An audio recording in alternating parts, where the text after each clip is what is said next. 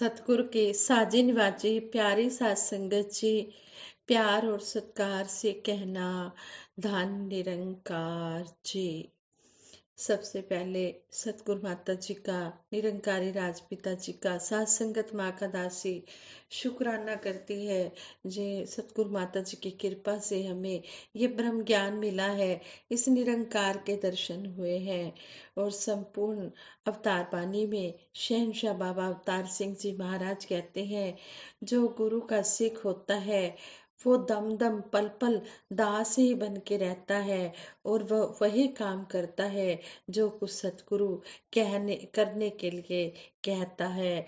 तो ऐसे ही भाव हमारे भी बने रहे, जो हमें सतगुरु कहते हैं हम उस काम को करते चले जाएं, और सतगुरु से हम खुशियां प्राप्त करते चले जाएं। और दासी तो सभी के लिए सतगुरु माता जी के चरणों से झोली फैलाकर हाथ जोड़कर यही आशीर्वाद मांगती है। सच्चे पातशाह सब दे घर तो दुख भुख नसे, तेरी रहमत घर घर वसे, कर दे मेहर दातिया, जोड़ा हथ करा अर्जोई, तेरे दर ते थोड़ न कोई, कर दे मेहर दातिया।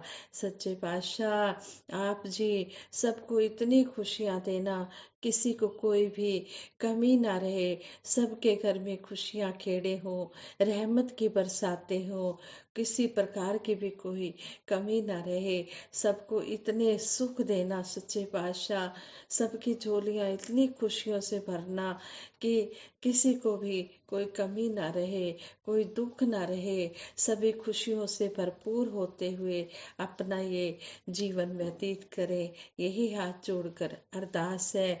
और सतगुरु माता जी के आशीर्वाद से ही दासी ये विचार रखने जा रही है। सात संगत जी, हमेशा भगत जो होता है वो दातार से यही अरदास करता है कि हर किसी को ऐसा ही जज्बा लगातार मिलता चला जाए, ऐसा अकीदा कायम होता चला जाए, ताकि वो स्वयं भी सुखी रहे और सारी मानवता के कल्याणकारी कामों में भी अपना योगदान देता चला जाए, और किसी प्रकार का भी कोई अहंकार की भावना मन में ना आए। सतगुरु माता जी भी कहते हैं कि जो ये संतों की सेवा होती है, ये निष्काम निरचित भाव से होती चली जाए। ऐसे ही दासी एक स्टोरी भी आप जी के चरणों में शेयर करने जा रही है, आप जी प्रवान करें। कहते हैं, एक दिन राजा भोज गहरी नींद में सोए हुए थे। उन्हें सपने में एक तेजस्वी वृद्ध पुरुष के दर्शन हुए। राजा भोज ने उस वृद्ध पुरुष से पूछा, महात्मा महात्मा जी आप कौन हैं? उस तेजस्वी वृद्ध ने कहा, राजन मैं सत्य हूँ, और तुम्हें तुम्हारे कामों का वास्तविक रूप दिखाने के लिए यहाँ आया हूँ। यह सुनकर राजा भोज उस वृद्ध के पीछे चल दिए। राजा भोज बहुत दान पुण्य यज्ञ व्रत इत्यादि करते थे, और उन्होंने अनेक कुएं तालाब मंदिर बाग बगीचे आदि भी बनवाए थे। इन कामों के कारण राजा के मन में अभिमान आ गया था। वृद्ध पुरुष के रूप में वृद्ध पुरुष के रूप में आया सत्य राजा भोज को अपने साथ उनकी कृतियों के पास ले गया।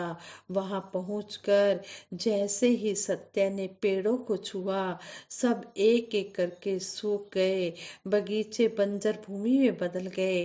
राजा भोज यह देखकर हैरान रह गए।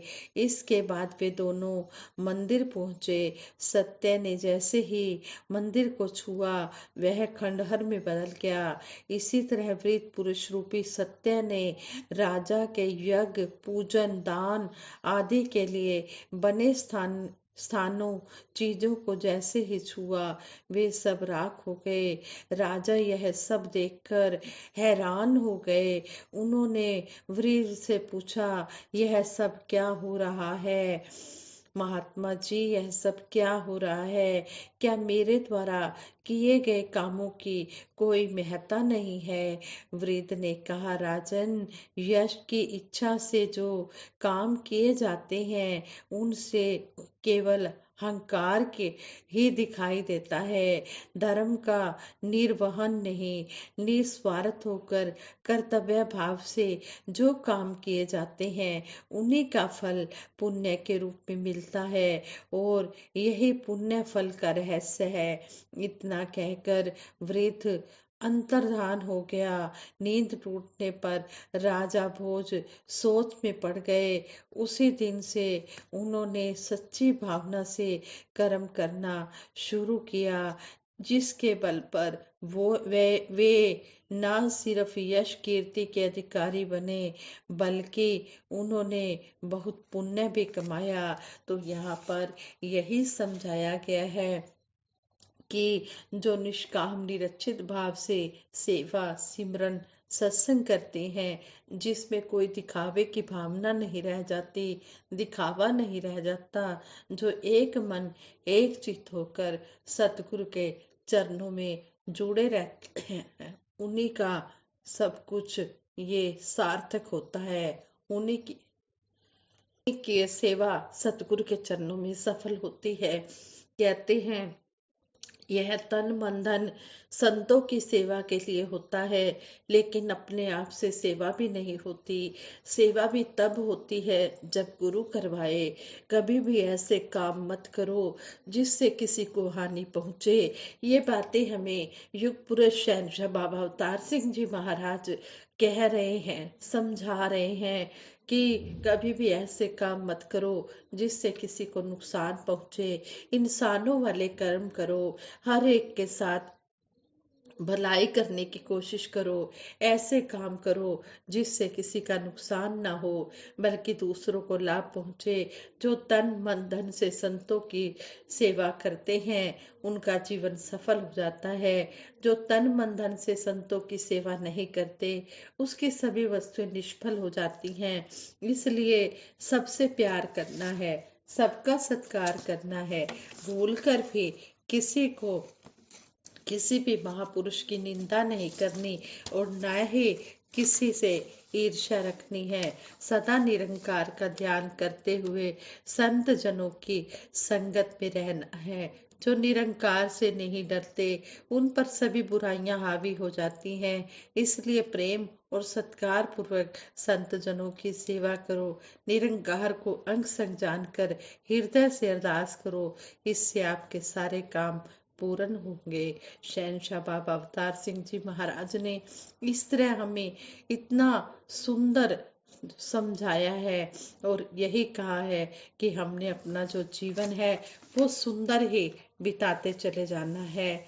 साथ संगत जी, सच्चे गुरसिख की यही पहचान होती है कि वह मन बुद्धि से एक होकर केवल इस सृष्टि के रचनहार निरंकार को ही अपना सब कुछ मानता है, और अपने हृदय में और संसारिक सहारे की कोई अहमियत नहीं समझता।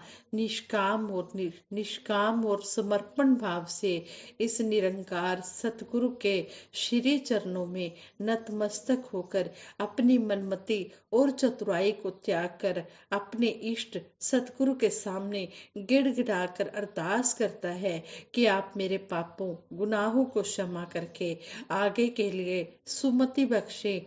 तो यह दयालु कृपालु, यह परम पिता परमात्मा अपने प्रिय गुरसिख की याचना को स्वीकार कर उसे क्षमा दान दे देता है। इस प्रकार वह कर्म फल से बच जाता है।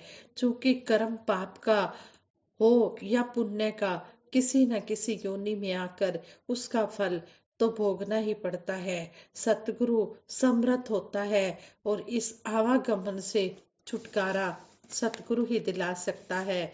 भगत के लिए कौन सी वस्तु लाभदायक है और कौन सी वस्तु या काम उचित नहीं है, यह सतगुरु ही जानते हैं। सतगुरु अंतर्यामी होता है, तो उन्हें पता होता है कि मेरा भगत केवल मेरे सहारे ही जीवन जी रहा है, उसका प्रत्येक क्षण भक्ति में लग रहा है। सतगुरु जानता है कि गुरसिख की आवश्यकताएं क्या हैं।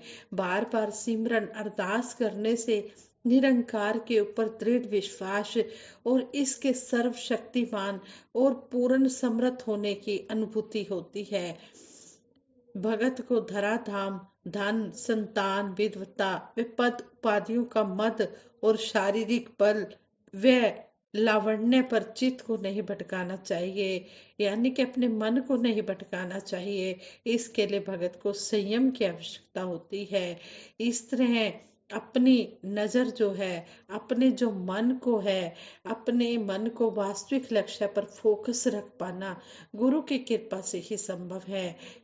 वरना तो कहते हैं यह मन बड़ा चंचल है, इसे कैसे मैं समझाऊं, अगर समझाऊं भी तो फिर ये भी मचलता जाता है, फिर भी ये चंचल है, इधर उधर भागता रहता है। लेकिन सतगुरु की कृपा से ही ये मन काबू में आता है।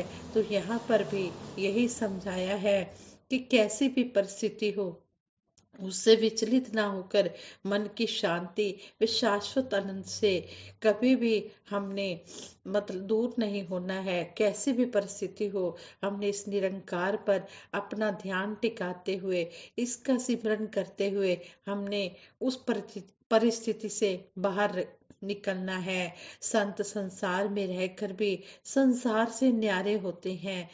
एक सतगुरु, दूसरा निरंकार परमात्मा।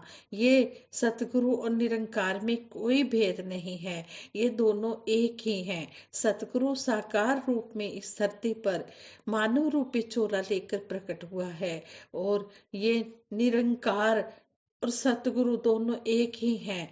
साकार निराकार सतगुरु दोनों एक ही हैं। हम कभी भी इस भ्रम भुलेखे में न पड़े।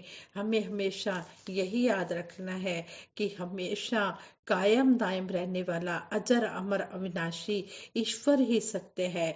जब मानव निरंकार दातार की शरण में रहता है, तब उसका मन संसारिक पदार्थों को उपयोग में लाने का रहस्य जान पाता है, और फिर इस जगत में उसे किसी तरह की अशांति नहीं रहती।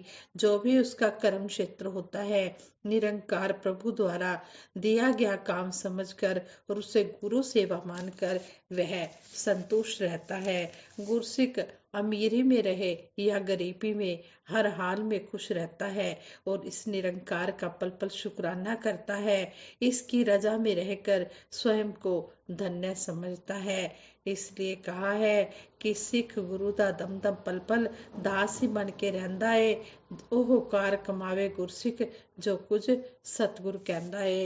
हर हाल में दाता का जो शुक्र मनाते हैं, उनके घर खुशियों की होती बरसाते हैं। इस तरह हम हर पल इस दातार निरंकार का शुक्राना करते रहें और अपना जीवन जो है सतगुरु के कहे अनुसार, सतगुरु के चरणों में रहकर अंतिम श्वास तक हम निभाते चले जाएं और अपनी मंजिल को पालें। कहते हैं कि कभी भी हम किसी का मजाक न करें, किसी का हम बुरा न सोचें। कबीरा गर्व न कीजिए, रंक न हंसिए कोय, अभी तो नाव समुंदर में ना जाने क्या होए। कबीर दास जी भी कह रहे हैं कि हे इंसान, तू अभी इस संसार में ही बैठा हुआ है। कभी भी किसी का मजाक न करना, किसी अभिमान न करना किसी बात पर। पता नहीं कब तेरे साथ कौन सी कैसी परिस्थिति हो जाए। अभी तेरी नाव जो है, ये जीवन रूपी नैया जो है, वो अभी यही संसार में ही है। क्या पता तेरे साथ भी क्या हो जाए। इसलिए हर हर समय इस निरंकार प्रभु के भय में रहना है। हर समय निरंकार के आगे यही अरदास करनी है कि कर सब दा भला मेरे दाता, अरदास करते हाँ ਅਸੀਂ ਮੰਗ तेरे दर ए हो, हर श्वास करते हाँ। हे सच्चे पातशाह, सबके ऊपर अपना मेहर भरा हाथ रखना, मेहर भरी नजर रखना। सभी इसी तरह सेवा सिमरन सत्संग करते हुए इस निरंकार से जुड़कर इस जीवन का आनंद लेते चले जाएं। दासी से विचार करते हुए बहुत सी गलतियां हुई होंगी, उन गलतियों के लिए आप जी क्षमा करें और आगे के लिए सुमत बख्शें। और साथ संगत जी, दासी सभी के भले की कामना करते हुए सिमरन करवाएगी। सभी ने मिलकर सिमरन में साथ देना है। तू ही निरंकार, मैं तेरी शरण हाँ, मैनू बख्श लो। तू ही निरंकार, मैं तेरी शरण हाँ, मैनू बख्श लो। तू ही निरंकार, मैं तेरी शरण हाँ, मैनू बख्श लो। तू ही निरंकार, मैं तेरी शरण हाँ, मैनू बख्श लो। बोलिए सतगुरु माता सुदीक्षा सविंदर हरदेव जी महाराज की जय। निरंकारी राजमाता गुरु बचन अवतार की जय। सात संगत जी प्रेम से कहना धन निरंकार जी।